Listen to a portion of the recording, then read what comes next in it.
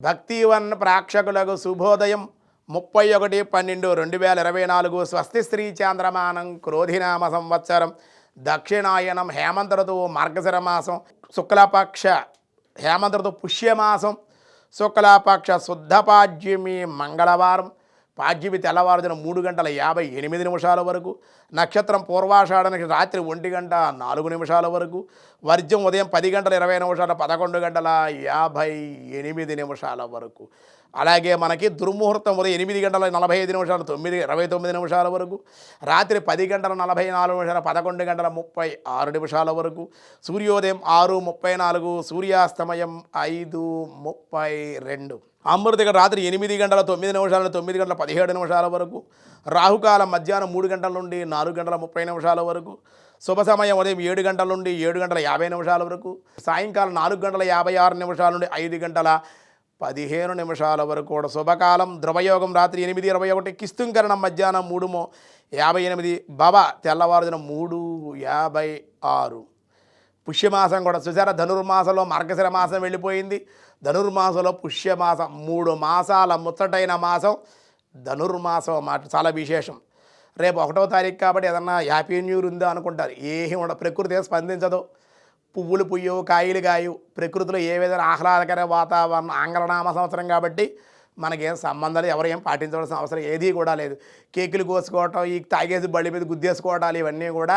పాశ్చాత్యమైనటువంటి ఈ పబ్బులు గబ్బులు ఏవో ఉన్నాయి కదా అవన్నీ కూడా మన సాంప్రదాయమే కాదు అవన్నీ మనం పాటించకూడదు హైందవ సనాతనమైన సాంప్రదాయంలో ధనుర్మాసం కాదు పిరుమాలను ఆరాధించండి దేవాలయం వల్ల చేసుకోండి చాలు జనవరి 1 ఏమాత్రం మన సంబంధం ఆధ్యాత్మికంగా కానీ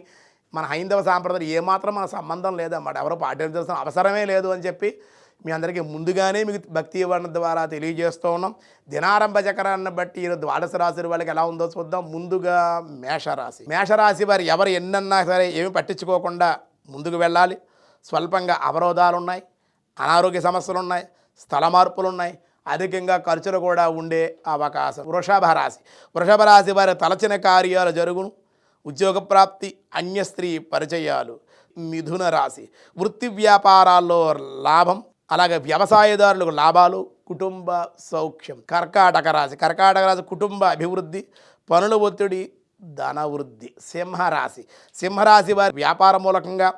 బంధువుల ద్వారా లాభాలు బాకీలు వసూలై ఆనందంగా ఉండే అవకాశాలు కన్యారాశి తలచిన పనులు నెరవేరడం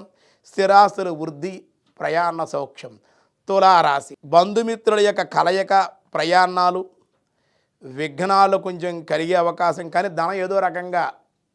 కలిగే అవకాశం వృశ్చిక రాశి ధనప్రాప్తి ధనలాభం విరోధాలు కానీ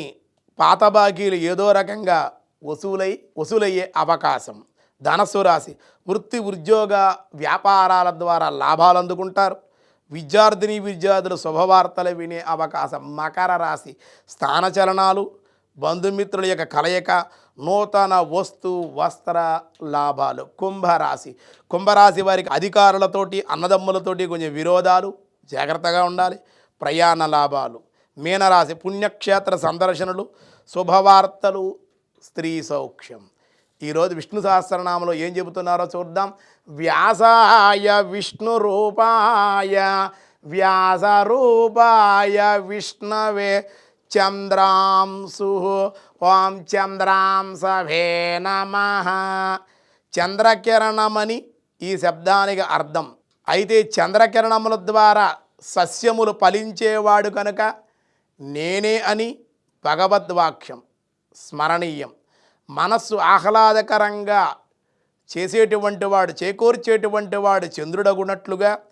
చిత్తచాంచల్యాన్ని పోగొట్టి శాంతిని ప్రసాదించేవాడు భగవానుడు కనుక చంద్రాంశ చంద్రుడికి తన అంశని ఇచ్చినటువంటి వాడు తేజస్ ఆయన ద్వారా వస్తోందని చంద్రమా మనసోజాత మనకారకుడు చంద్రుడు అన్నమాట కానీ ఇక్కడ